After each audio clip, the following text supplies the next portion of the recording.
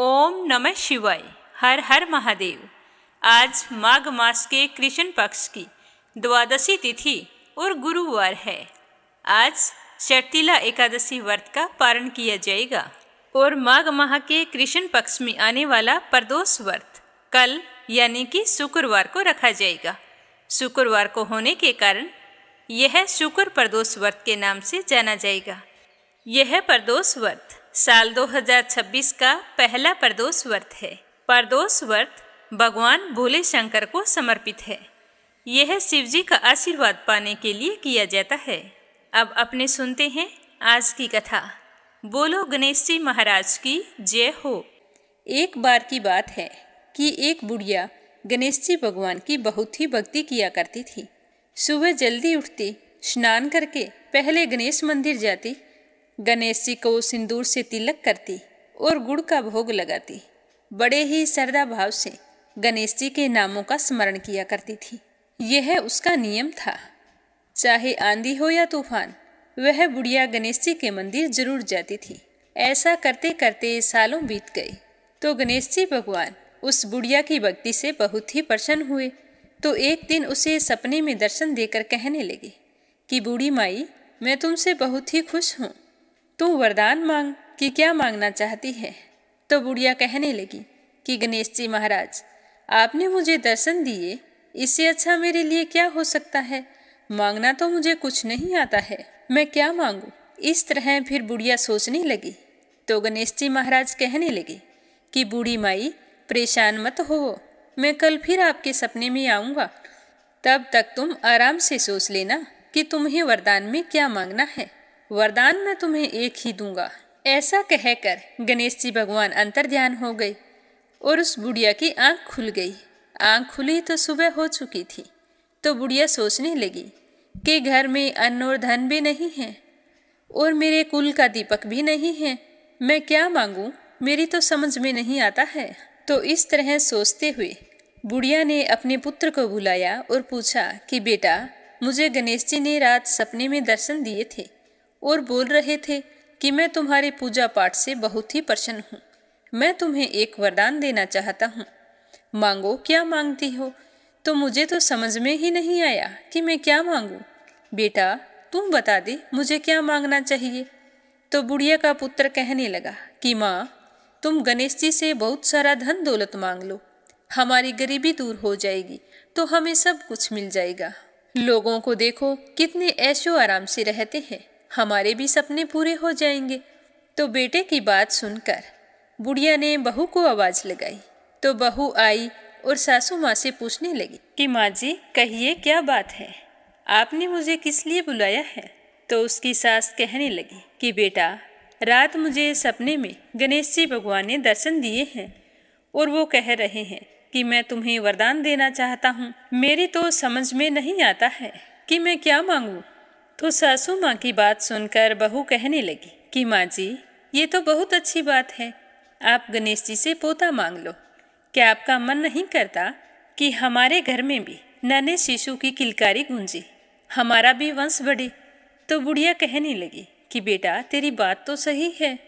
अब बुढ़िया तो कसम कसमी थी कि गणेश जी ने तो एक वरदान देना है, उसमें मैं क्या मांगूं। तो वह बुढ़िया सोचती सोचती पड़ोस में अपनी सहेली के पास गई और जाकर पूछने लगी कि बहन, तुम मुझे बता कि मैं क्या मांगूं। तो बूढ़ी माई की सारी बात सुनकर उसकी पड़ोसन कहने लगी कि बहन, तू तो अब थोड़े दिन जिएगी, तू क्यों तो धन मांगे और क्यों नाती मांगे, वो तेरे किस काम के। तू ऐसा कर, गणेश जी भगवान को कह देना कि बुढ़ापे तक मेरी आंखों की रोशनी बनी रहे। आदमी बूढ़ा हो जाने के बाद अपनी रोशनी खो देता है और आंखों के बिना तो जीना बहुत ही कठिन है। बेटा, बहू तो अपने सुख की चीजें मांग रहे हैं, लेकिन मुझे तो लगता है कि पूजा पाठ तुमने की है तो तुम्हें अपने लिए ही कुछ मांगना चाहिए।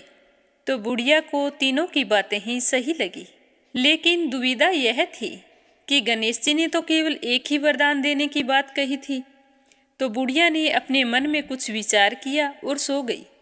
गणेश जी ने बुढ़िया को सपने में दर्शन दिए और कहा कि बूढ़ी माई, वरदान मांगो। तो बुढ़िया कहने लगी कि प्रभु, मुझे और तो कुछ नहीं चाहिए। मेरी तो एक ही इच्छा है कि मैं अपने पोते को सोने की थाली में सोने के चम्मच से भोजन करता हुआ देखूं। तो बुढ़िया की बात सुनकर गणेश जी मुस्कुराते हुए कहने लगे कि मैया, तू तो बोल रही थी कि मुझे मांगना ही नहीं आता, लेकिन तूने तो मुझे ठग लिया। तूने तो एक ही वरदान में अपने लिए आंखें, धन और पोता तीनों चीज मांग लिए।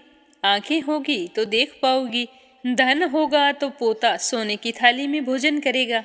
तुमने तो बहुत ही चतुराई से एक ही वरदान में सारी चीजें मांग ली है।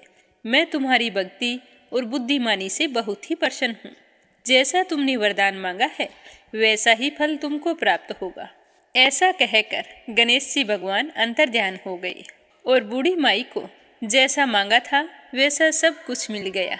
और अब बेटा भी खुश, बहू भी खुश। बेटा बहू को खुश देखकर बुढ़िया और भी ज्यादा खुश हो गई। गणेश जी भगवान की जय हो। अब अपने सुनते हैं भगवान श्री हरि विष्णु की परम भक्त एक कन्या की कहानी। प्राचीन काल की बात है। एक ब्राह्मण रहता था। वह बहुत ही निर्धन था। उसकी कोई संतान नहीं थी। उसकी पत्नी बहुत ही मलिनता के साथ रहती थी। वो ना तो कभी स्नान करती और ना ही कभी किसी देवता का पूजन किया करती थी और ना ही कभी किसी के मंदिर जाकर भजन कीर्तन किया करती थी। अपनी पत्नी का इस तरह का रहन सहन देखकर ब्राह्मण देवता बड़े ही दुखी रहते थे। अपनी पत्नी को कई बार समझाने की कोशिश की, परंतु उस पर अपने पति की बातों का कोई असर नहीं होता था। इसी तरह समय बीतता गया। भगवान की कृपा से ब्राह्मण के घर एक कन्या रूपी रतन ने जन्म लिया। कन्या बहुत ही सुंदर थी। बड़ी होने पर वह सुबह जल्दी उठकर स्नान करती, फिर भगवान विष्णु के जाप करती और गुरुवार के व्रत किया करती थी। अपने पूजा पाठ को समाप्त करके जब भी वह विद्यालय जाती तो अपनी मुट्ठी में जौ भर के ले जाती और पाठशाला के मार्ग में डालती जाती तो वे जौ सोने के हो जाते। जब वो पाठशाला से लौट कर आती तो उन जौ को बीन कर घर ले आती।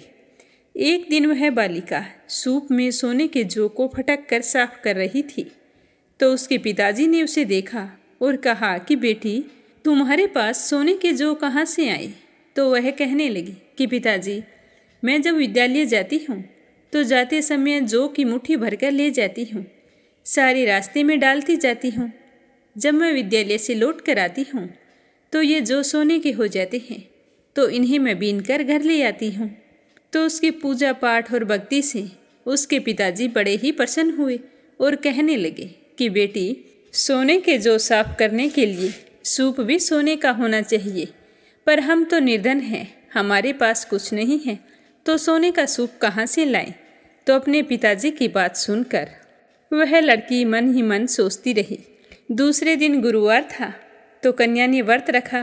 पूरे विधि विधान से गुरुदेव की पूजा अर्चना करके कहा कि हे बृहस्पति देव, अगर मैंने आपकी सच्चे मन से पूजा की हो तो मेरे लिए सोने का सूप दे दो। तो गुरुदेव ने उसकी प्रार्थना स्वीकार कर ली। अब रोजाना की तरह वो कन्या जौ फैलाती हुई जाने लगी और जब शाम को विद्यालय से लौट कर आई, जौ बीन रही थी तो उसे रास्ते में गुरुदेव की कृपा से सोने का सूप मिला। वह देखकर बहुत ही खुश हुई और घर ले आई। घर लाकर अपने पिताजी को दिखाया तो उसके पिताजी कहने लगे कि बेटा, यह सब भगवान श्री हरि विष्णु का आशीर्वाद है। अपनी बेटी की पूजा पाठ और भक्ति देखकर उसकी माँ पर कोई असर नहीं हुआ। उसकी माँ का तो वही ढंग रहा। एक दिन की बात है, वह कन्या सोने के सूप में जौ साफ कर रही थी तो उसी समय उस शहर का राजपुत्र वहाँ से होकर निकला। तो उस कन्या पर जैसे ही उसकी नज़र पड़ी तो उसके रूप और कार्य को देखकर वो मोहित हो गया और अपने घर आकर भोजन तथा जल का त्याग करके उदास होकर लेट गया। जब राजा को इस बात का पता चला तो वो अपने बेटे के पास आए और बोले कि बेटा, तुम्हें किस बात का कष्ट है? तुमने आज भोजन नहीं किया और ना ही पानी पिया है। क्या किसी ने तेरा अपमान किया है या फिर कोई और कारण है? मुझे बताइए, मैं वही काम करूँगा जिससे मेरे बेटे को खुशी हो। तो राजा की बात सुनकर राजकुमार कहने लगा कि पिताजी, मुझे आपकी कृपा से किसी बात का दुख नहीं है और ना ही मेरा किसी ने अपमान किया है, परंतु मैं तो उस लड़की से विवाह करना चाहता हूँ। जो सोने के सूप में जौ साफ कर रही थी।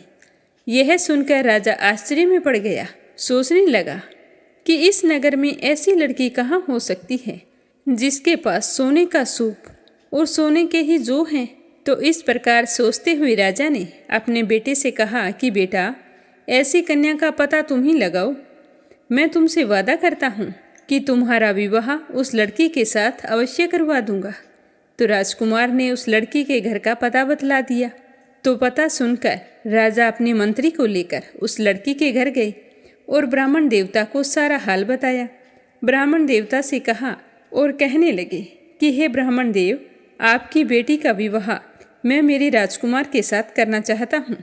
तो यह सुनकर ब्राह्मण देव तो बहुत ही खुश हुए और अपनी बेटी का विवाह करने के लिए तैयार हो गए। फिर शुभ मुहूर्त देखकर विधि विधान के साथ ब्राह्मण की कन्या और राजकुमार का विवाह हो गया।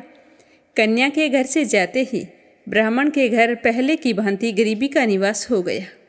अब भोजन के लिए भी अन्न बड़ी मुश्किल से मिलता था। एक दिन दुखी होकर ब्राह्मण देवता अपनी पुत्री के पास गए। तो जैसे ही उसकी पुत्री को पता चला कि उसके पिताजी मिलने के लिए आए हैं, तो वह बहुत ही खुश हुई और जल्दी जल्दी अपने पिताजी से मिलने के लिए आई। लेकिन जब अपने पिताजी की हालत को देखा, उनकी दुखी अवस्था को देखकर वह बहुत ही दुखी हुई और कहने लगी कि पिताजी, आप ठीक तो हैं? माँ के क्या हाल हैं? तो उसके पिताजी ने सारा हाल कह सुनाया। तो उस ब्राह्मण की बेटी ने बहुत सारा धन देकर अपने पिता को विदा कर दिया। तो इस तरह ब्राह्मण का कुछ समय सुखपूर्वक व्यतीत हुआ। फिर वही हाल हो गया। ब्राह्मण फिर अपनी कन्या के यहाँ गया और सारा हाल कहा। तो वह लड़की कहने लगी कि हे पिताजी, आप माताजी को यहीं लेकर आओ। मैं उन्हें पूजा पाठ की विधि बता दूंगी, जिससे आपकी गरीबी दूर हो जाएगी। तो यह सुनकर ब्राह्मण देव अपने घर गए और अपनी पत्नी को साथ लेकर अपनी बेटी के ससुराल पहुँचे। तो ब्राह्मण की बेटी अपनी माँ को समझाने लगी कि माँ, तुम सुबह जल्दी उठा करो। उठकर सबसे पहले स्नान करके भगवान श्री हरि विष्णु का विधि पूर्वक पूजन किया करो और तुलसी के पौधे में जल सिंचा करो। ऐसा करने से तुम्हारी सारी दरिद्रता दूर हो जाएगी। भगवान के आशीर्वाद से आप भी सुखी और संपन्न हो जाएंगे।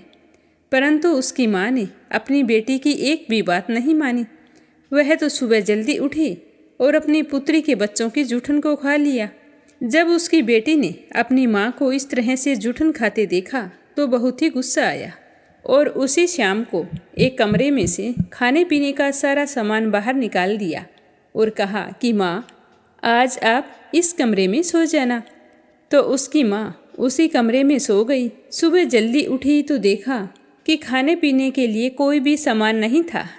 तभी उसकी बेटी कमरे में आई और कहने लगी कि माँ, जाओ आप पहले स्नान कर लो, मैंने आपके लिए गर्म पानी रख दिया है। तो बेटी की बात सुनकर उसकी माँ बेमन से स्नान करके आई। तो उसकी बेटी ने उसे घर के मंदिर में ले जाकर घी का दीपक जलाया और विष्णु भगवान की कथा कही, जिसको सुनने से उसकी माँ की बुद्धि ठीक हो गई और उसके मन में धर्म कर्म की रुचि पैदा हो गई। अब वह तो प्रत्येक गुरुवार का व्रत रखने लगी। तो गुरुवार के व्रत करने से ब्राह्मणी पर विष्णु देव की कृपा हुई। विष्णु भगवान की कृपा से वो धनवान और पुत्रवान हो गई। अपनी बेटी की सूझबूझ और समझदारी देखकर ब्राह्मण देवता बहुत ही खुश हुए। इस तरह दोनों पति पत्नी अपने जीवन के समस्त सुखों का भोग करते हुए अंत में बैकुंठ धाम को गए। हे विष्णु भगवान, जो भी आपका व्रत रखे, कथा कहे या सुने, उसकी सारी मनोकामनाएं पूर्ण करना, अन्न धन के भंडार भरना, सुख सौभाग्य का वास करना। बोलो बृहस्पति देवता की जय हो। बोलो विष्णु भगवान की जय हो। अगली कहानी सुनेंगे राजा अम्बरीश की। राजा अम्बरीश भगवान श्री हरि के परम भगत थे। उनके पास खूब धन दौलत था। सातों द्वीप, अचल संपत्ति और अतुल ऐश्वर्य के शासक होने के बाद भी इन सब चीज़ों को वो सपने के समान समझते थे। राजा अम्बरीश का मानना था कि जिस धन वैभव के लोभ में पड़कर मनुष्य घोर नरक में जाता है, वह केवल 4 दिन की चांदनी होती है। राजा अम्बरीश का भगवान श्री कृष्ण में और उनके प्रेमी साधुओं में परम प्रेम था। उन्होंने अपने मन को श्री कृष्ण के चरणों में और वाणी को भगवान के गुणों का गान करने में, हाथों को श्री हरि के मंदिर में मार्जन में और अपने कानों को भगवान की मंगलमयी कथा के सुनने में लगा रखा था। उन्होंने अपने नेत्रों को श्री हरि के विग्रह व मंदिरों के दर्शन में, नासिका को उनके चरण कमलों पर चढ़ी श्रीमती तुलसी की दिव्य गंध में और जीवा को भगवान के प्रति अर्पित निवेद प्रसाद में संलग्न कर दिया था।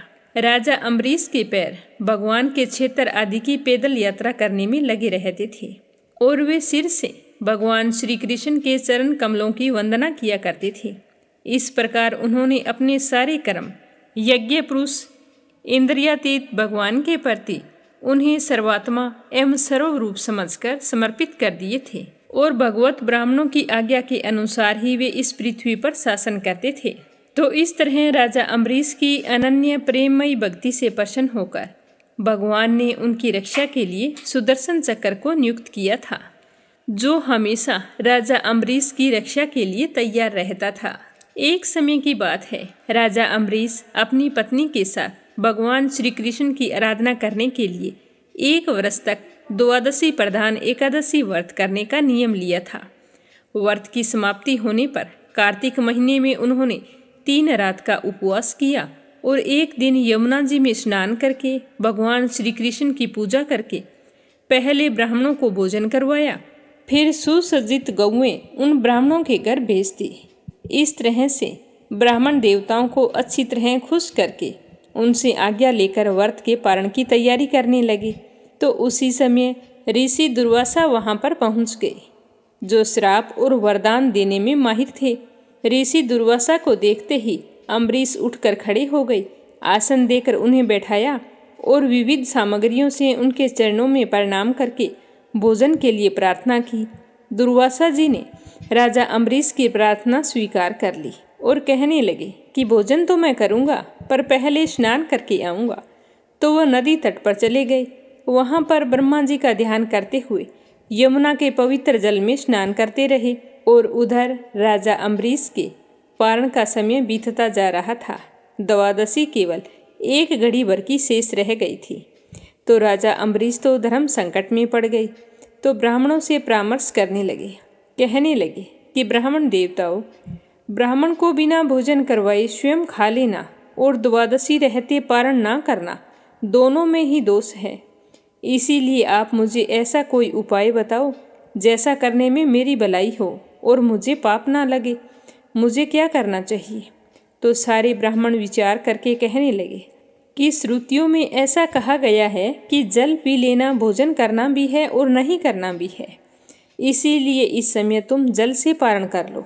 तो ऐसा निश्चय करके मन ही मन भगवान का चिंतन करते हुए राजा अम्बरीश ने जल पी लिया और फिर दुर्वासा जी के आने का इंतजार करने लगे। दुर्वासा जी आवश्यक कर्मों से निवृत्त होकर यमुना तट से लौट आए।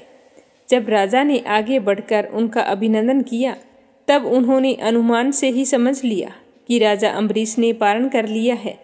तो उन्हें गुस्सा आ गया।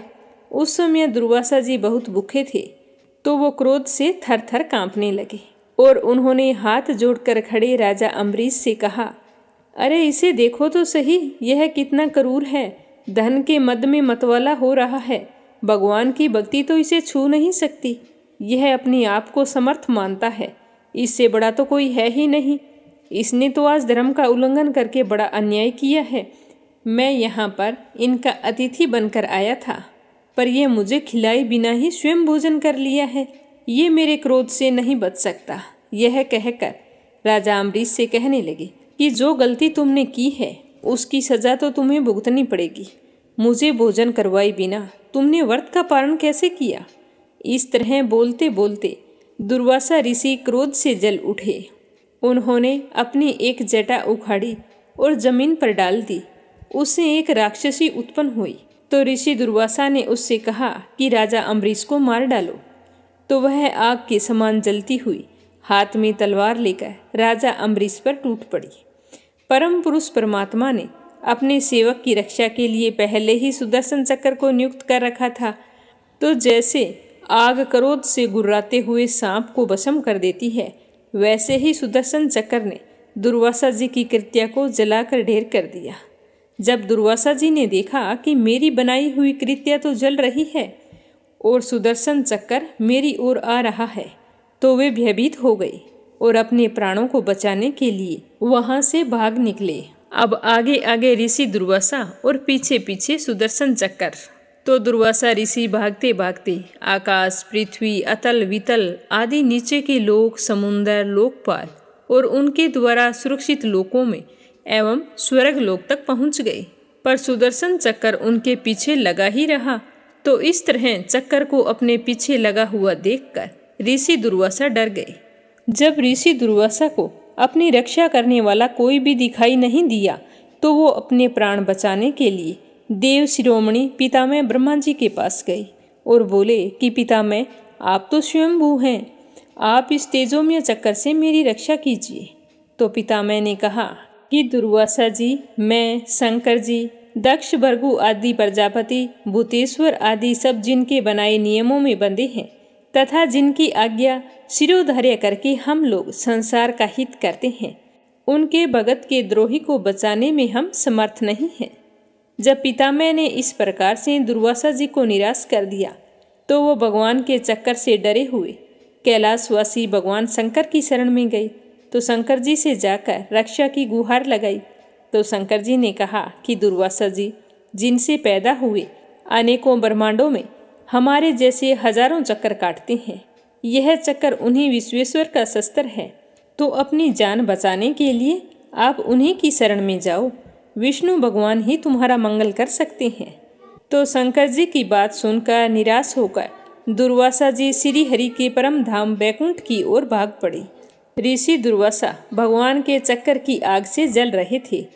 वे बैकुंठ पहुँचते ही भगवान के श्री चरणों में गिर पड़े। उन्होंने कहा कि हे अच्युत, हे अनंत, आप संतों के एकमात्र इच्छित हैं। प्रभु, संपूर्ण जगत के जीवनदाता, मैं अपराधी हूँ, आप मेरी रक्षा कीजिए। आपका परम प्रभाव न जानने के कारण मैंने आपके प्यारे भक्त का अपराध किया है। प्रभु, आप मुझे बचाइए। तो श्री भगवान जी बोले कि दुर्वासा जी, मैं तो सर्वथा भक्तों के अधीन हूँ, मुझ में तनिक भी स्वतंत्रता नहीं है। जो भक्त स्त्री पुरुष, ग्रह गुरुजन, प्राण तथा इस लोक और परलोक सबको छोड़कर केवल मेरी शरण में आए हैं, उन्हें छोड़ने की तो मैं सोच ही नहीं सकता। तो मैं तुम्हें कैसे बचा सकता हूँ? इसमें कोई संदेह नहीं है कि ब्राह्मणों के लिए तपस्या और विद्या परम कल्याण के साधन है, परंतु यदि ब्राह्मण उदंड और अन्यायी हो जाए तो वे दोनों ही उल्टा फल देने लगते हैं।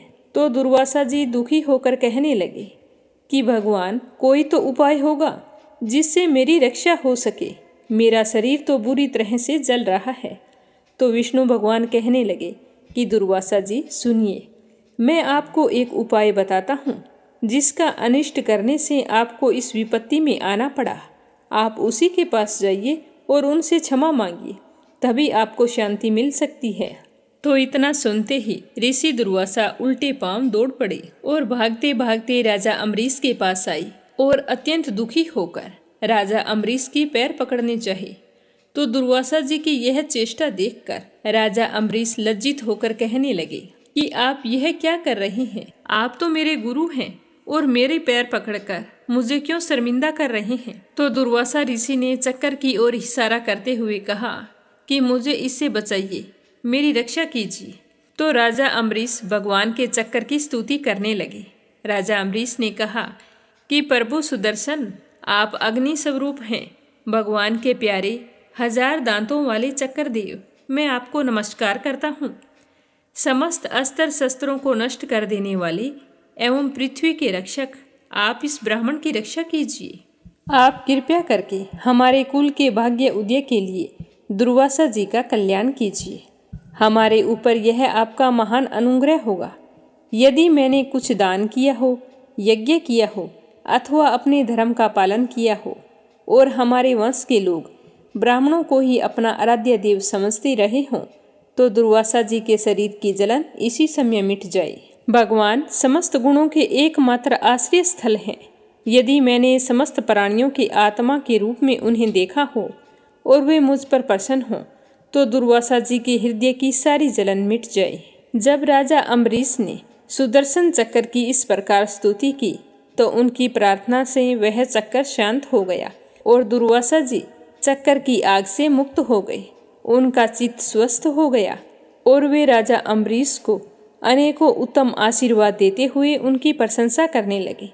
दुर्वासा जी ने कहा कि धन्य है, आज मैंने भगवान के प्रेमी भक्तों का महत्व देखा। राजन, मैंने आपका अपमान किया, फिर भी आप मेरे लिए मंगल कामना कर रहे हैं। महाराज अम्बरीश, आपका हृदय करुणा भाव से परिपूर्ण है। आपने मेरे ऊपर महान अनुग्रह किया है। आपने मेरे अपराध को भुलाकर मेरी रक्षा की है। जब से ऋषि दुर्वासा के पीछे वो सुदर्शन चक्र पड़ा था और वो अपने जीवन की रक्षा के लिए भाग रहे थे, तो सभी देवी देवताओं के पास जाकर राजा अम्बरीश के पास लौट कर आए। तब तक 1 साल का समय व्यतीत हो चुका था। फिर भी राजा अम्बरीश ने भोजन नहीं किया था। वे ऋषि दुर्वासा के लौटने का इंतजार कर रहे थे, तो उन्होंने दुर्वासा जी के चरण पकड़ लिए और उन्हें प्रसन्न करके विधि पूर्वक भोजन करवाया। तो यह देखकर दुर्वासा ऋषि बहुत ही खुश हुए। राजा अम्बरीश के गुणों की प्रशंसा करते हुए उनसे अनुमति लेकर आकाश मार्ग से प्रस्थान कर गए। इस तरह ऋषि दुर्वासा के प्रसन्नता पूर्वक चले जाने के बाद में राजा अम्बरीश ने अपने परिवारजनों के साथ बड़े ही प्रेम पूर्वक भोजन किया।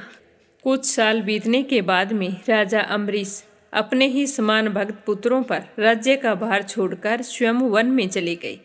वहाँ वे बड़ी ही धीरता के साथ आत्म स्वरूप भगवान में अपना मन लगाकर गुणों के प्रवाह रूपी संसार से मुक्त हो गए। भगवान श्री हरि विष्णु के परम भक्त राजा अम्बरीश की इस कथा को द्वादशी के दिन सुनने पर भगवान श्री हरि विष्णु बहुत ही प्रसन्न होते हैं और अपने भक्तों पर हमेशा अपना आशीर्वाद बनाए रखते हैं। बोलो विष्णु भगवान की जय हो। अब अपने सुनते हैं माघ मास महात्म्य का आगे का अध्याय। बोलो विष्णु भगवान की जय हो। अप्सरा कहने लगे कि हे राक्षस, कि इंद्र इस प्रकार प्रयाग में स्नान करके अपने पापों को धोकर अमरावतीपुरी को गया। सो हे कल्याणी, तुम भी देवताओं से सेवा किए जाने वाले प्रयाग में माघ मास का स्नान करो, निष्पाप होकर अवश्य स्वर्ग लोक को जाओगी। तो मैंने उस ब्राह्मण के वचन सुनकर उसके पैरों में पड़कर प्रणाम किया और फिर घर आ गई। घर आकर मैंने भाई बंधु, नौकर चाकर, धन आदि सभी चीज़ों का त्याग कर दिया, यह समझकर कि ये सारी वस्तुएं शरीर को नष्ट करने वाली होती है, और मैं घर से निकल गई। माघ में गंगा यमुना के संगम पर जाकर स्नान किया। सो हे निशाचर, 3 दिन के स्नान से ही मेरे सारे पाप नष्ट हो गए और 27 दिन के पुण्य से मैं देवता हो गई और पार्वती जी की सखी होकर सुख से निवास करती हूँ। इसीलिए मैं प्रयाग के महात्म्य को याद करके सब देवताओं के साथ माघ में प्रयाग में स्नान करती हूँ। मैंने अपना यह सारा वृतांत तुम्हें बता दिया है। अब तुम मुझे बताओ कि तुम इस योनि में कैसे पड़े और कुरूप होने का क्या कारण है। तुम्हारी दाढ़ी और मूंछें बहुत बड़ी बड़ी हो गई है और पार्वती की गुफा में वास करते हो। तो निशाचर कहने लगा कि हे बद्रे, सज्जनों से गुप्त बात कहने में कभी कोई हानि नहीं होती। मुझे अब कोई संशय नहीं रहा कि मेरा उद्धार तुमसे ही होगा, इसीलिए मैं अपना सारा वृतांत तुमसे कहता हूँ। मैं भी काशी में वेदों का ज्ञाता था और बड़े उच्च कुल के ब्राह्मण के घर में जन्म लिया था। मैंने राजा, पापी, शूद्र तथा वेश्यों से अनेक प्रकार के दान लिए थे। मैंने दान लेने में चंडाल को भी नहीं छोड़ा। उस जन्म में मैंने कोई भी धर्म का काम नहीं किया। वहीं पर मैं मृत्यु को प्राप्त हो गया। मेरी मृत्यु तीर्थ स्थान पर हुई थी। तीर्थ स्थान पर मृत्यु होने के कारण मैं नरक में नहीं गया। पहले 2 बार गिद्ध योनि में, 3 बार व्याघ्र योनि में, 2 बार सर्प की योनि में, 1 बार उल्लू की योनि में और अब 10वीं बार राक्षस बना हूँ और सैकड़ों वर्षों से इसी योनि में भटक रहा हूँ। इस स्थान को 3 योजन तक मैंने जंतुहीन कर दिया है। बिना अपराध के बहुत से प्राणियों को मैंने नष्ट किया है। यह सोच सोचकर मेरा मन बड़ा ही दुखी हो रहा है। तुम्हारे दर्शन से चित्त में कुछ शांति अवश्य आई है, क्योंकि सज्जनों का संग तुरंत ही सुखदायी होता है। मैंने अपने दुख के कारण आपसे कहे, और सज्जन लोग सदैव दूसरों के दुखों से दुखी होते हैं, तो अवश्य ही आप मुझे मेरे दुखों से निजात दिलाओगे। अब यह बताओ कि इस दुख रूपी समुद्र को पार कैसे करूं? क्या क्षीर सागर हंस को दूध देता है, बगुले को नहीं देता? इस तरह बताते हुए दत्तात्रेय जी कहने लगे कि इस प्रकार उस राक्षस के वचन सुनकर कांचन मालिनी कहने लगी कि हे राक्षस, मैं अवश्य तुम्हारा कल्याण करूंगी। मैंने दृढ़ प्रतिज्ञा की है कि तुम्हारी मुक्ति के लिए हर संभव कोशिश करूंगी। मैंने बहुत बार प्रयाग में स्नान किया है। वेद जानने वाले ऋषियों ने दुखी को दान देने की प्रशंसा की है। समुद्र में जल बरसाने से क्या लाभ? प्रयाग में स्नान करने का एक बार का फल मैं तुम्हें देती हूँ, उसी से तुमको स्वर्ग की प्राप्ति हो जाएगी। उसके फल का अनुभव मैं कर चुकी हूँ। तब उस अप्सरा ने यह कहकर अपने गीले वस्त्र का जल निचोड़कर जल को हाथ में लेकर माघ स्नान के फल को उस राक्षस के निमित्त अर्पण कर दिया। तो उसी समय पुण्य प्राप्त करके वह राक्षस राक्षसी शरीर को छोड़कर तेज में सूर्य के समान देवता रूप हो गया। आकाश में विमान पर चढ़कर अपनी कांति से चारों दिशाओं को प्रकाशित करता हुआ शोभायमान हुआ और कहने लगा कि ये तो या मैं जानता हूँ या ईश्वर जानता है कि तुमने मुझ पर कितना उपकार किया है। अब भी मुझे कृपया करके कुछ शिक्षा दो, ताकि मैं फिर कभी पाप ना करूं। अब मैं तुम्हारी आज्ञा पाकर स्वर्ग में जाऊंगा। तो उसकी बात सुनकर कांचन मालिनी ने कहा कि सदैव धर्म किया करो, काम रूपी स्त्रु को जीतो, दूसरे के गुण तथा दोषों का वर्णन मत करो, शिव और वासुदेव का पूजन करो, इस देह का मोह मत करो, पत्नी पुत्र धन ममता सब कुछ त्याग दो, सत्य बोलो, वैराग्य भाव धारण करके योगी बनो।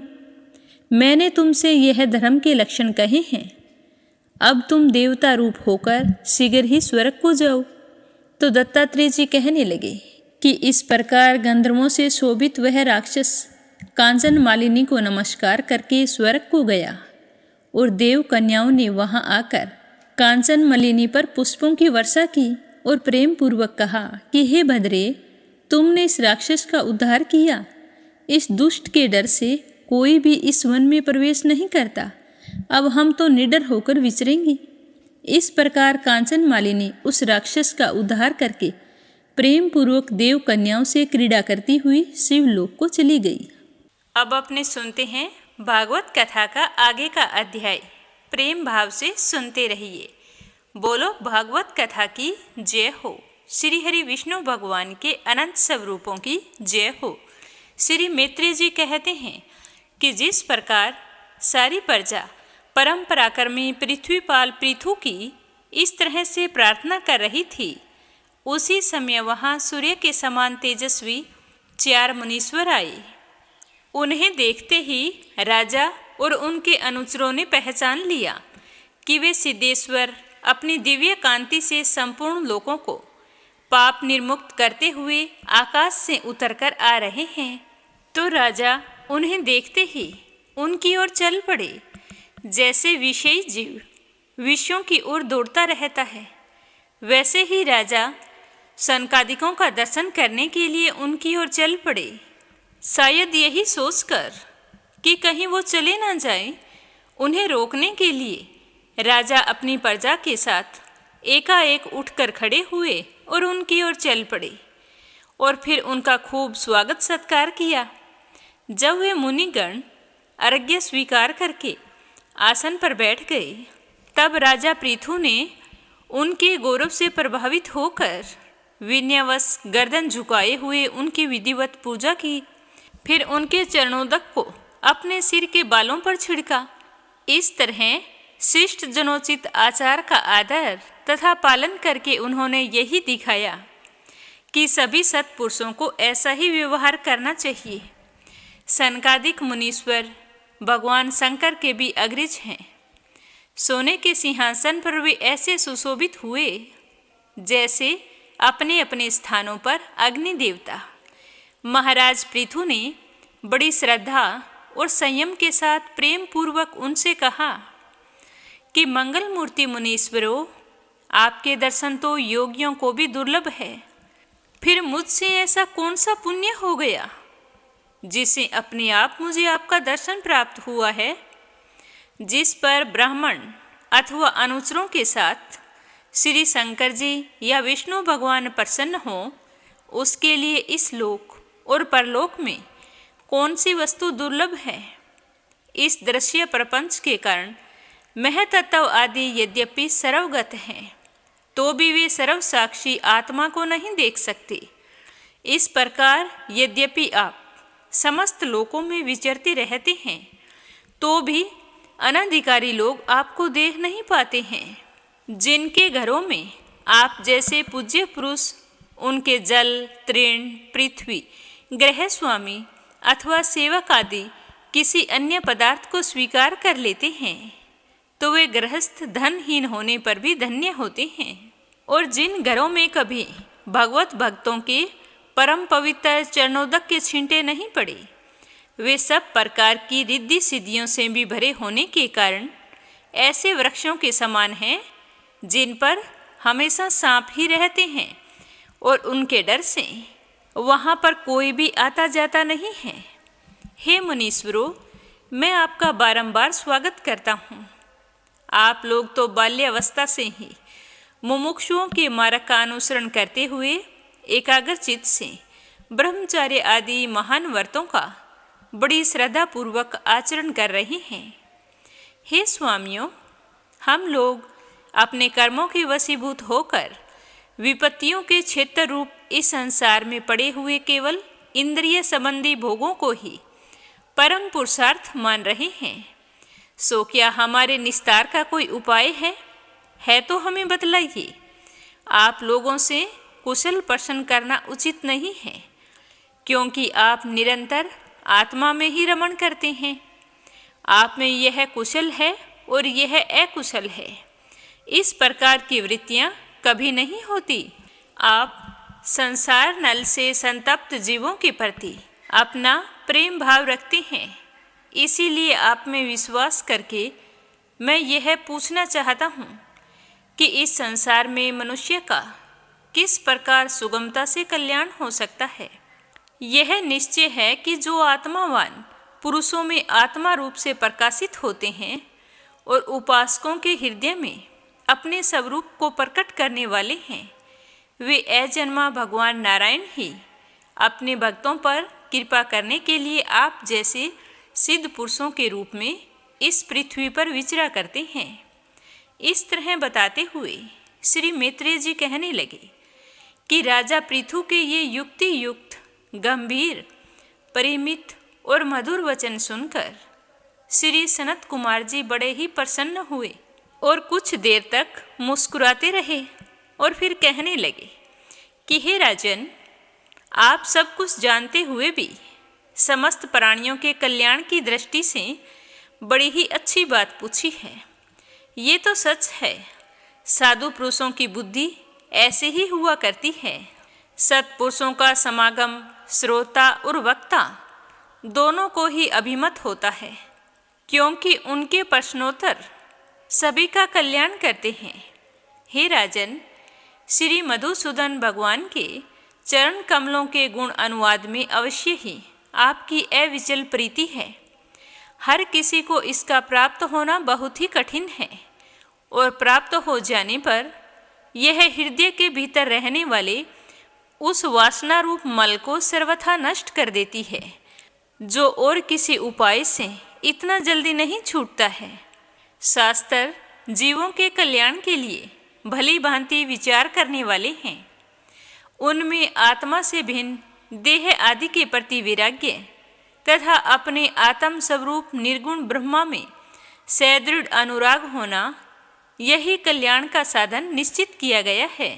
शास्त्रों का तो यह भी कहना है कि गुरु और शास्त्र के वचनों में विश्वास रखने से, भागवत धर्मों का आचरण करने से, तत्व जिज्ञासा से, ज्ञान योग की निष्ठा से, योगेश्वर श्री हरि की उपासना से, नित्य प्रति पुण्य कीर्ति श्री भगवान जी की पावन कथाओं को सुनने से, जो लोग धन और इंद्रियों के भोगों में ही रत हैं, उनकी गोष्ठी में प्रेम न रखने से, उन्हें प्रिय लगने वाले पदार्थों का आसक्ति पूर्वक संग्रह न करने से, भागवत गुण अमृत का पान करने के सिवा अन्य समय में आत्मा में ही संतुष्ट रहते हुए एकांत सेवन में प्रेम रखने से, किसी भी जीव को कष्ट ना देने से, निवृत्ति निष्ठा से, आत्महित का अनुसंधान करते रहने से, श्री हरि के पवित्र चरित्र रूप श्रेष्ठ अमृत का आस्वादन करने से,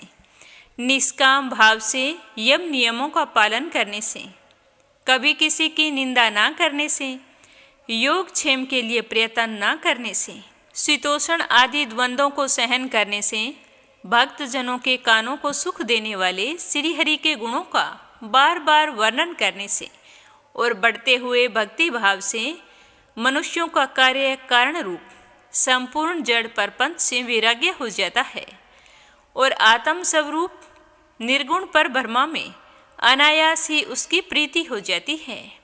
पर ब्रह्मा परमेश्वर में सुदृढ़ प्रीति हो जाने पर पुरुष सतगुरु की शरण लेता है।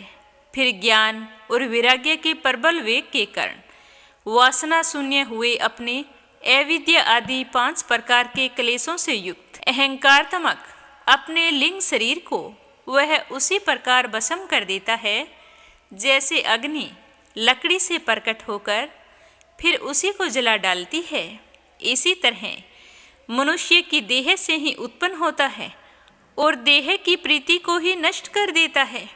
इस प्रकार लिंग देह का नाश हो जाने पर वह उसके कर्तव्य आदि सभी गुणों से मुक्त हो जाता है।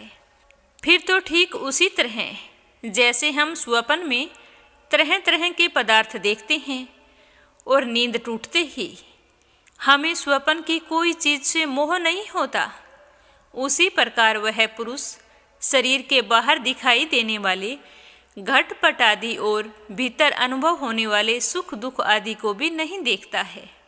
इस स्थिति के प्राप्त होने से पहले ये पदार्थ ही जीव आत्मा और परमात्मा के बीच में रहकर उनका भेद कर रहे थे। जब तक अंतःकरण रूप उपाधि रहती है तभी तक पुरुष को जीव आत्मा इंद्रियों के विषय और इन दोनों का संबंध कराने वाले अहंकार का अनुभव होता है। इसके बाद नहीं। बाहरी जगत में भी देखा जाता है कि जल दर्पण आदि निमित्तों के रहने पर ही अपने बिंब और प्रतिबिंब का भेद दिखाई देता है, अन्य समय में नहीं। जो लोग विषय चिंतन में लगे रहते हैं उनकी इंद्रियां विषयों में फंस जाती हैं तथा मन को भी उन्हीं की ओर खींच कर ले जाती है। फिर तो जैसे जलाशय के तट पर उगे हुए कुश आदि अपनी जड़ों से उसका जल खींचते रहते हैं, उसी प्रकार वह इंद्रिय आसक्त मन बुद्धि की विचार शक्ति को कर्म से हर ही लेता है। विचार शक्ति के नष्ट हो जाने पर पूर्व पर स्मृति की जा सकती है और स्मृति का नाश हो जाने पर ज्ञान नहीं रहता। इस ज्ञान के नाश को ही पंडित जन अपने आप अपना नाश करना कहते हैं, जिसके उद्देश्य से अन्य सब पदार्थों में प्रियता का बोध होता है। उस आत्मा का अपने द्वारा ही नाश होने से जो स्वार्थ हानि होती है उससे बढ़कर लोक में जीव की और कोई हानि नहीं होती है। धन और इंद्रियों के विषयों का चिंतन करना मनुष्य के सभी पुरुषार्थों का नाश करने वाला है, क्योंकि इनकी चिंता से वह ज्ञान और विज्ञान से भ्रष्ट होकर वृक्ष आदि स्थावर योनियों में जन्म पाता है। इसीलिए जिसे अज्ञान अंधकार से पार होने की इच्छा हो उस पुरुष को विषयों में आसक्ति कभी नहीं करनी चाहिए, क्योंकि यह धर्म, अर्थ, काम और मोक्ष की प्राप्ति में सबसे बड़ी बाधा होता है। इन 4 पुरुषार्थों में भी सबसे श्रेष्ठ मोक्ष ही माना जाता है, क्योंकि अन्य 3 पुरुषार्थों में सर्वथा काल का भय लगा रहता है। प्रकृति में गुण क्षोभ होने के बाद जितने भी उत्तम और अधम भाव पदार्थ प्रकट हुए हैं, उनमें कुशल से रह सके ऐसा कोई भी नहीं है। काल भगवान उन सभी के कुशलों को कुचलते रहते हैं। अतः हे राजन, जो भगवान देह, इंद्रिय, प्राण, बुद्धि और अहंकार से आवृत सभी स्थावर जंगम प्राणियों के हृदयों में जीव के नियामक अंतर्यामी आत्मा रूप से सर्वत्र साक्षात प्रकाशित हो रहे हों, उन्हें तुम वह मैं ही हूँ ऐसा जानो। जिस प्रकार माला का ज्ञान हो जाने पर उसमें सर्प बुद्धि नहीं रहती, उसी प्रकार विवेक होने पर जिसका कहीं पता नहीं लगता, ऐसा यह मायामय प्रपंच जिसमें कार्य कारण रूप से प्रतीत हो रहा है और जो स्वयं कर्म फल कलुषित प्रकृति से परे है, उस नित्य मुक्त निर्मल और ज्ञान स्वरूप परमात्मा को मैं प्राप्त हो रहा हूँ। संत महात्मा जिनके चरण कमलों के अंगुली दल की छिटकती हुई छटा का स्मरण करके अहंकार रूप हृदय ग्रंथि को जो कर्मों से गठित है इस प्रकार छिन्न भिन्न कर डालते हैं कि समस्त इंद्रियों का प्रत्याहार करके अपने अंतःकरण को निर्विषय करने वाले सन्यासी जीव भी वैसा नहीं कर पाते हैं। अतः तुम उन सर्व आश्रय भगवान वासुदेव का भजन करो। जो लोग मन और इंद्रिय रूप मगरों से भरे हुए इस संसार सागर को योग आदि दुष्कर साधनों से पार करना चाहते हैं, उनका उस पार पहुंचना कठिन ही है, क्योंकि उन्हें करण धारण रूप श्री हरि का आश्रय नहीं है। अतः तुम तो भगवान के आराधनीय चरण कमलों को नौका बनाकर अनायास ही इस दुस्तर समुद्र को पार कर लोगे। इस तरह बताते हुए श्री मैत्रेय जी कहने लगे कि हे विदुर जी, पितामह के पुत्र आत्मज्ञानी सनत कुमार जी से इस प्रकार आत्म तत्व का उपदेश पाकर महाराज पृथु बहुत ही खुश हुए और उनकी प्रशंसा करते हुए कहने लगे कि हे भगवान, दीनदयाल श्री हरि ने मुझ पर पहले कृपा की थी, उसी को पूर्ण करने के लिए आप लोग यहाँ पधारे हैं। आप लोग बड़े ही दयालु हैं। जिस कार्य के लिए आप लोग आए थे उसे आप लोगों ने अच्छी तरह से संपन्न कर दिया है। अब इसके बदले में आप लोगों को क्या दूं? मेरे पास तो शरीर और इसके साथ जो कुछ है वह सब तो महापुरुषों का ही प्रसाद है। प्राण, स्त्री, पुत्र, सब प्रकार की सामग्रियों से भरा हुआ भवन, राज्य, सेना, पृथ्वी और यह कोष, यहाँ जो कुछ भी है यह सब कुछ आप लोगों का है। अतः आपके ही श्री चरणों में अर्पित है। वास्तव में तो सेनापतित्व, राज्य, दंड विधान और संपूर्ण लोकों के शासन का अधिकार वेद शास्त्रों के ज्ञाता ब्राह्मणों को ही है। ब्राह्मण अपना ही खाता है, अपना ही पहनता है, अपनी ही वस्तु दान देता है।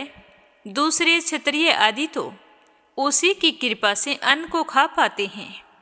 आप लोग वेद के पारगामी हैं। आपने अध्यात्म तत्व का विचार करके हमें निश्चित रूप से यह समझा दिया है कि भगवान के प्रति इस प्रकार की अभेद भक्ति ही उनकी उपलब्धि का प्रधान साधन है। आप लोग परम कृपालु हैं। अतः अपने इस दीन उद्धार रूप कर्म से सर्वदा संतुष्ट रहें। आपके इस उपकार का बदला कोई कैसे चुका सकता है? अगर उसके लिए कोई यत्न भी करे तो यह तो आपकी हंसी कराना होगा, क्योंकि यह सब कुछ आपका ही है।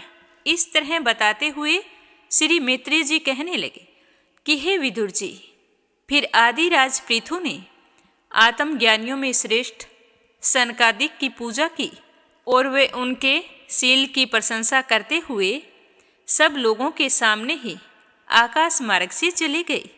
महाराज पृथु उनसे उपदेश पाकर चित्त की एकाग्रता से आत्मा में ही स्थित रहने के कारण अपने को कृतकृत्य सा अनुभव करने लगे।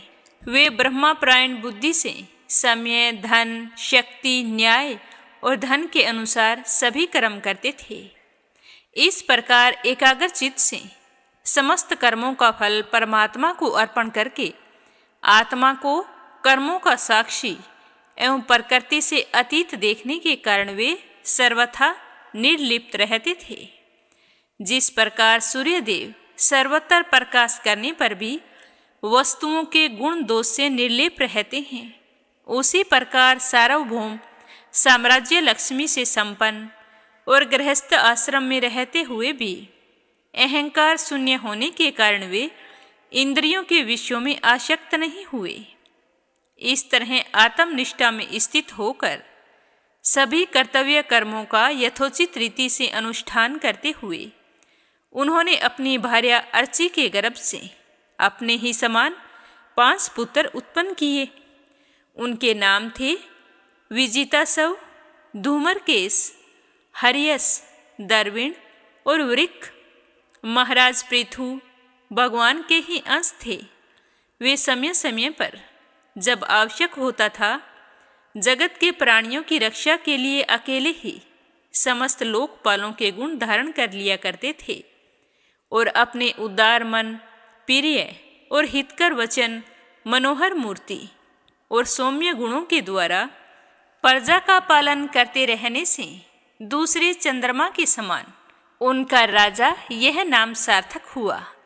सूर्य जिस प्रकार गर्मी में पृथ्वी का जल खींचकर वर्षा काल में उसे पुनः पृथ्वी पर बरसा देता है तथा अपनी किरणों से सबको ताप पहुंचाता है, उसी प्रकार वे कर के द्वारा वसूल करके प्रजा के उस धन को जब जरूरत पड़ती थी तो प्रजा के ही हित में लगा देते थे और सब पर अपना अच्छा प्रभाव जमाए रखते थे।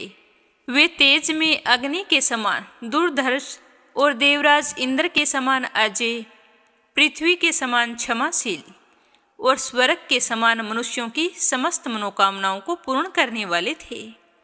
समय समय पर प्रजाजनों को तृप्त करने के लिए वे मेघ के समान उनके अभीष्ट अर्थों को ही खुले हाथों से लुटाते रहते थे। वे समुद्र के समान गंभीर और पर्वतराज सुमेरु के समान धैर्यवान भी थे। महाराज पृथु दुष्टों का दमन करने में यमराज के समान, आश्चर्यपूर्ण वस्तुओं के संग्रह में हिमालय के समान और राजकोष की समृद्धि करने में कुबेर के समान और धन को छिपाने में वरुण के समान थे। शारीरिक बल, इंद्रियों की पटुता तथा पराक्रम में सर्वत्र गतिशील वायु के समान और तेज में ऐसाई भगवान शंकर के समान थे। सौंदर्य में कामदेव के समान, उत्साह में सिंह के समान, वात्सल्य में मनु के समान और मनुष्यों के अधिपत्य में सर्वसमर्थ पितामह के समान थे।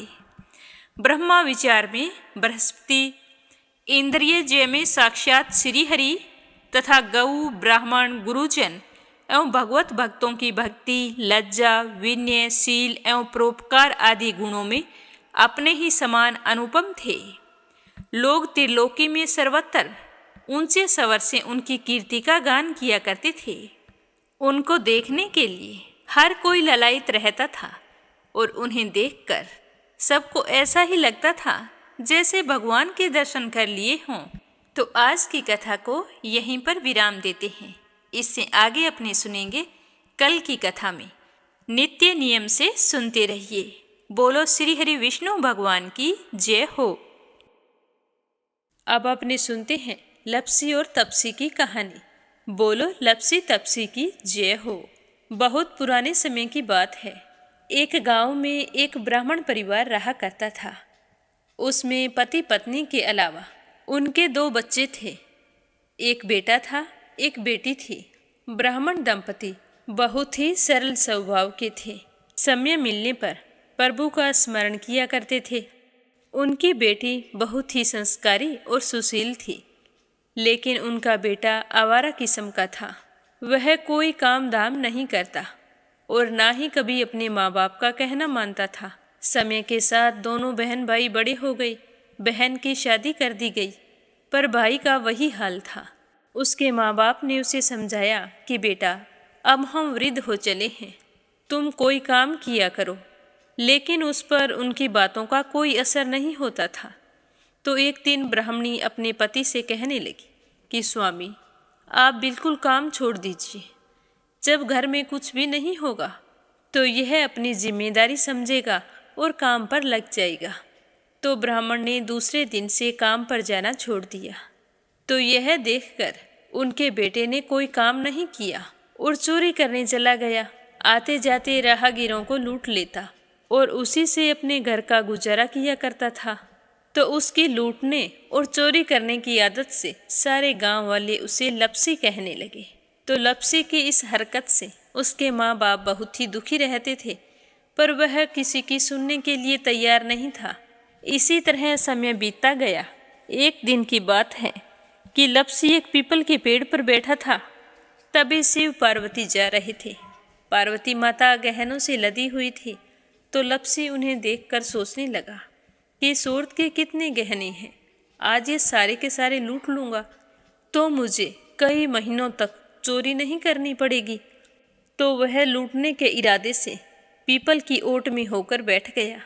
जैसे ही शिव पार्वती वहाँ से जाने लगे तो लपसी एकदम से शिव पार्वती के सामने आकर कहने लगा कि जल्दी से जितने सारे गहने पहन रखे हैं उतार दो। तो पार्वती माता कहने लगी कि तुम चोरी क्यों करती हो, तुम्हें पता है चोरी करना पाप है। तो लपसी कहने लगा कि क्या करूं, घर पर मेरे माँ बाप हैं, मेरी एक भांजी है, उनके लिए दोनों समय भोजन की व्यवस्था कहाँ से करूं, मुझे कोई काम तो आता नहीं है। तो लपसी की बात सुनकर पार्वती माता कहने लगी कि तुम जो चोरी करके पाप करते हो, इस पाप का भागी कौन बनेगा। तो लपसी कहने लगा कि मेरे घर वाले सारे बनेंगे। तो पार्वती माता कहने लगी कि कोई नहीं बनेगा, पाप के भागी केवल तुम बनोगे। तो लपसी कहने लगा कि मैं लूट खोस कर उन्हीं के लिए लेकर जाता हूँ, तो पाप के भागी तो उन्हें बनना ही पड़ेगा। तो लपसी की बात सुनकर पार्वती माता ने हंसकर कहा कि हम यहीं पर बैठे हैं और तुम अपने घर जाओ, अपने घर वालों से पूछो कि कोई तुम्हारे पाप का भागी बनेगा क्या। तो यह सुनकर लपसी भागा भागा अपने घर आया और अपनी माँ के पास गया और कहने लगा कि माँ, मैं चोरी करके लाता हूँ, राह चलते राहगीरों को लूटता हूँ, तुम्हारे लिए ही तो करता हूँ। तो तुम मुझे एक बात बताओ, चोरी करने से जो पाप लगता है तो आप मेरे पाप के भागी बनोगे। तो लपसी की बात सुनकर उसकी माँ कहने लगी कि बेटा, मैंने तो तुमसे नहीं कहा कि तुम चोरी करके लाओ, तुम कमा कर लाओ, हमें तो 2 वक्त की रोटी चाहिए, मैं तो तुम्हारी पाप की भागी नहीं बनूंगी। तो माँ के मुंह से इस तरह की बात सुनकर लपसी तो हैरान हो गया। फिर वह अपने पिताजी के पास गया और जाकर कहने लगा कि पिताजी, मैं जो कुछ भी लूट खोस के लाता हूँ वो आपके लिए ही तो लाता हूँ। देखो मैंने लूट कर कितना धन इकट्ठा कर लिया है, कितने ऐशो आराम हैं तुम्हारे। अगर मैं चोरी नहीं करता तो क्या ये सब हमें मिलता। पिताजी, मैं तुमसे एक बात पूछता हूँ कि चोरी करने से पाप लगता है, तो उस पाप में आप मेरे भागीदार बनोगे क्या। तो लपसी की बात सुनकर उसके पिताजी कहने लगे कि बेटा, मैंने नहीं कहा कि तुम चोरी करके लाओ, तुम कमा कर लाओ, मैं तुम्हारे पाप का भागी नहीं बनूंगा। तो माँ बाप के मुंह से इस तरह की बात सुनकर वह बहुत ही उदास हुआ और सोचने लगा कि मैं कितने महीनों से चोरी कर रहा हूँ, ना जाने मुझ पर कितना पाप चढ़ गया है, और ये तो बोल रहे हैं कि पाप के भागी हम नहीं बनेंगे, तो अब क्या होगा। तो वह बड़े ही दुखी मन से शिव पार्वती से मिलने के लिए चल पड़ा। जैसे ही घर से बाहर निकलने लगा तो उसकी छोटी सी भांजी दरवाजे पर खेल रही थी। उसे पता नहीं था कि पाप पुण्य क्या होता है। तो वो कहने लगी कि मामा, पाप की भागी मैं बनूंगी। तो उसके इस तरह कहते ही लपसी ने उसे गोद में उठाया और चल पड़ा। शिवजी भगवान और पार्वती माता के पास जाकर कहने लगा कि घर वालों ने पाप का भागी बनने से मना कर दिया है और एक यही है जो पाप की भागी बनने को तैयार है। फिर लपसी बड़े ही दीन स्वर में कहने लगा कि हे भगवान, मैं समझ गया हूँ कि चोरी करना पाप है। आज तक जो मैंने काम किया वो बहुत ही गलत था, लेकिन अब मैं इसका प्रायश्चित करना चाहता हूँ। अब तुम ही बताओ, मुझे मेरे पापों से मुक्ति कैसे मिलेगी। तो उसकी बात सुनकर शिव पार्वती बहुत ही खुश हुए और लपसी को कच्चे सूत का एक छोटा सा गोला देते हुए कहा कि लपसी, ये सूत लो और इस पीपल के चारों ओर परिक्रमा लगाओ। जब यह सूत समाप्त हो जाएगा तब तुम्हारे सारे पाप नष्ट हो जाएंगे। तो यह सुनकर लपसी बहुत ही खुश हुआ। सोचने लगा कि छोटा सा गोला है, अभी लपेट कर घर चला जाऊंगा, उसके बाद में कभी कोई पाप नहीं करूंगा। फिर उसने अपनी बांजी को कंधे पर बैठाया और पीपल की परिक्रमा लगानी शुरू कर दी। अब भगवान का वह सूत खत्म कहाँ होने वाला था। लपसी चक्कर लगाता गया पर वह सूत खत्म नहीं हुआ। चक्कर लगाते लगाते 1 महीने, 6 महीने, साल, पूरे 12 साल बीत गए पर वह सूत खत्म नहीं हुआ। 12 साल बाद एक बार फिर शिव पार्वती जी वहाँ से गुजर रहे थे तो पार्वती माता ने कहा कि स्वामी चलो लपसी को चलकर देखते हैं। तो शिव जी कहने लगे, वो चोरी करने वाला, लूटने वाला कब का चला गया होगा। तो पार्वती माता कहने लगी कि नहीं स्वामी, चलकर देखने में क्या जाता है, चलो एक बार देखते हैं। तो शिव पार्वती जी जैसे ही पीपल वृक्ष के पास आए तो देखा कि लपसी तो अब भी चक्कर लगा रहा है। वहाँ चारों ओर गहरी खाई हो गई है और लपसी की बड़ी बड़ी दाढ़ी, मूंछें, नाखून बढ़ गए हैं। तो यह देखकर पार्वती माता ने कहा कि देखो स्वामी, आप तो कह रहे थे कि वो कब का ही चला गया, देखो इसके मन में सच्ची भक्ति है। तो पार्वती की बात सुनकर शिवजी ने कहा कि चलो अभी देख लेता हूँ। तो यह कहकर शिवजी ने एक सोने का कड़ा लपसी के आगे फेंक दिया। तो लपसी ने झट से उसके ऊपर पैर कर लिया। फिर अचानक से उसका ध्यान शिव पार्वती जी की ओर गया तो वो हाथ जोड़कर कहने लगा कि भगवान, अब तो मेरे पाप समाप्त हो गए होंगे, आप मुझे यहाँ से जाने की आज्ञा दीजिए, आपका यह सूत अभी तक खत्म नहीं हुआ है। तो शिवजी भगवान ने कहा कि तुम्हारे पाप कर्म भी अभी तक पूरे नहीं हुए हैं। तो शिवजी की बात सुनकर लपसी कहने लगा कि भगवान, मुझे पूरे 12 वर्ष हो गए हैं आपकी भक्ति करते करते और अब भी आप मुझ पर शक कर रहे हैं।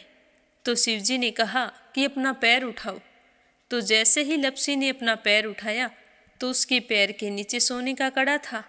तो यह देखकर लपसी शर्मिंदा हो गया और कहने लगा कि प्रभु, गलती हो गई, मुझे माफ़ करो, आगे से मैं ऐसी गलती कभी नहीं करूँगा।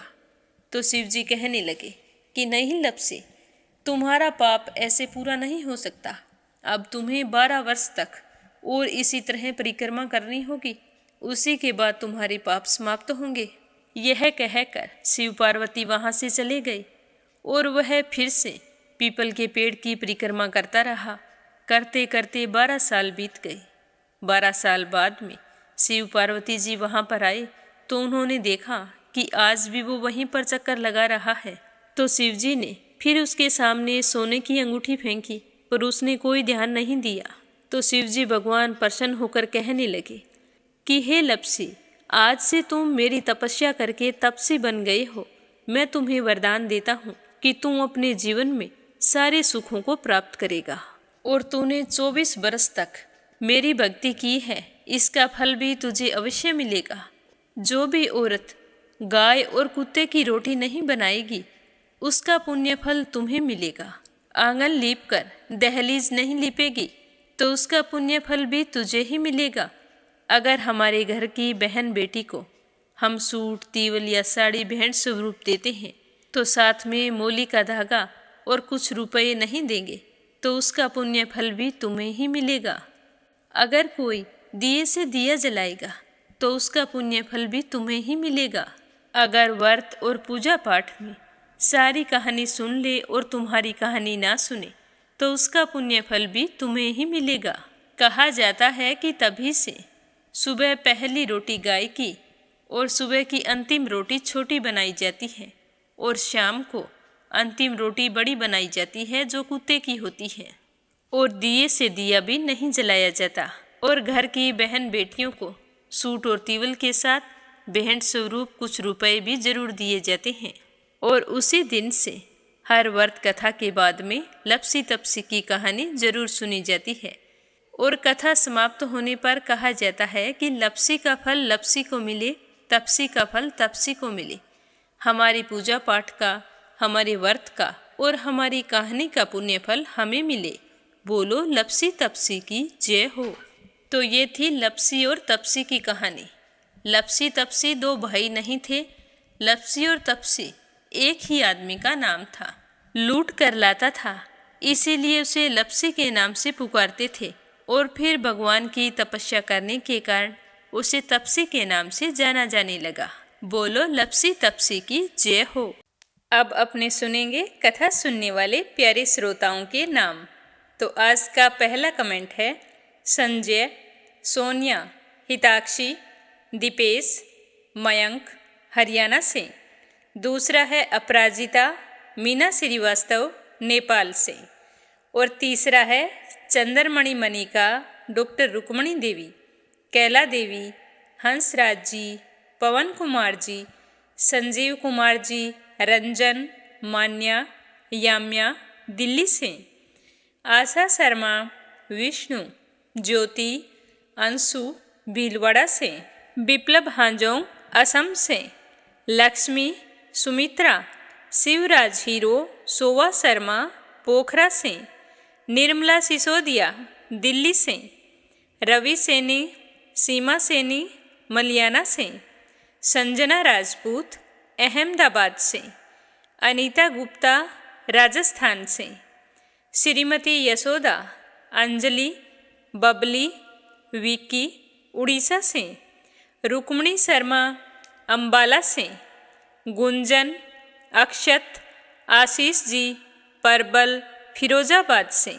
श्रीमती अरुणलता शर्मा हरिद्वार से। राधा रोहिला दिल्ली से।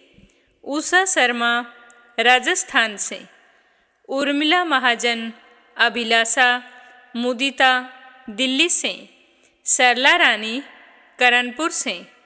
नर बहादुर पाल, भागीरथी पाल नेपाल से। सीमा जोशी, रवि कुमार जोशी दिल्ली से। कविता चौहान नोएडा से।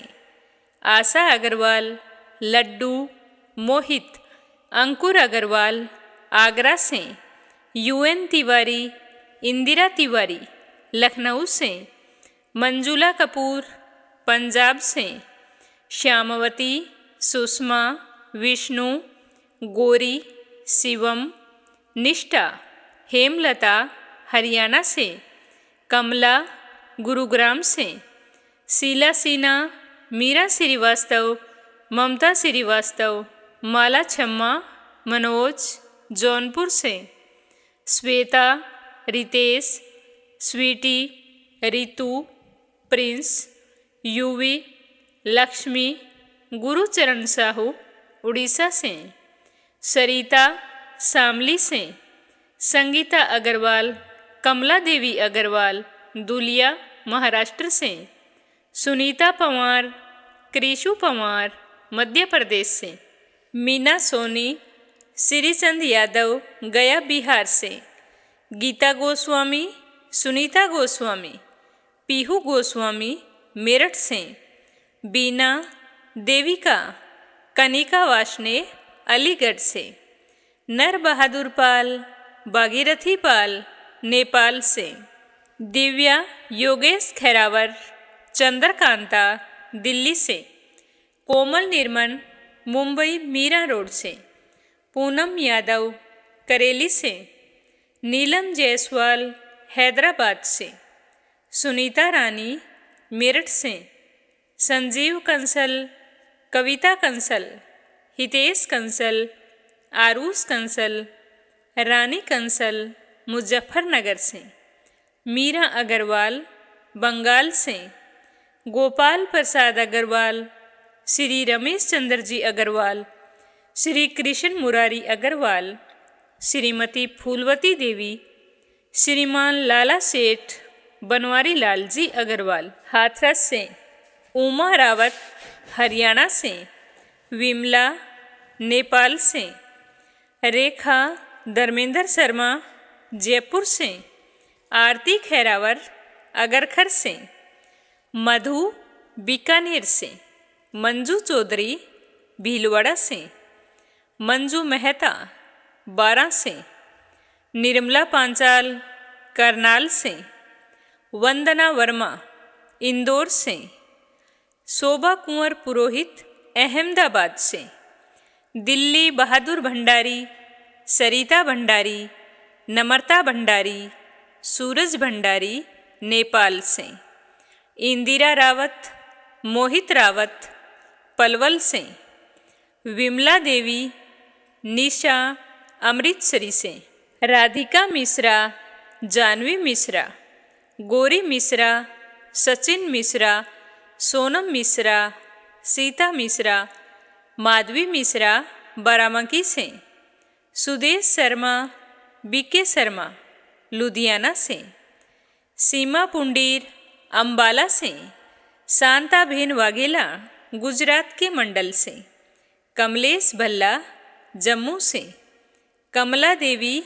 भीलवाड़ा से, शंभू प्रसाद भट्ट स्नेहिल, पूर्णिमा देवी भट्ट उत्तराखंड से, श्रीमती सुशीला शर्मानंद राय मुंबई से, योगेश्वरी भटनागर राजस्थान से, शीला बहन जयपुर से, रीना साहू झांसी से, विमल कलका से, देवी सिंह कार्तिक, पायल, सौम्या, उमा रघुवंशी गजबा सोदा से, अनीता अमृतसर से, उषा जांगिड़ सोजत सिटी से, सावित्री ईश्वरलाल रामचंदानी, मीनू राजेश रामचंदानी गाजियाबाद से, पूजा पाठक उत्तराखंड देहरादून कोसानी से, रिधिमा परमिला, सुरेश यादव धामत्री से, अपराजिता,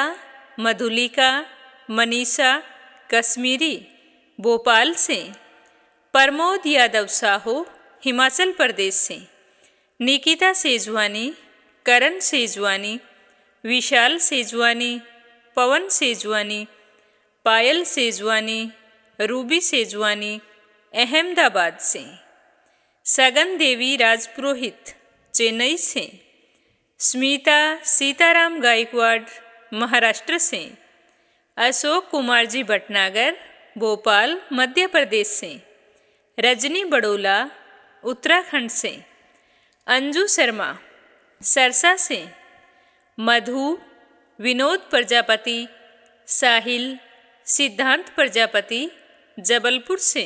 आप सभी का बहुत बहुत धन्यवाद। श्री हरि का आशीर्वाद आप पर हमेशा बना रहे।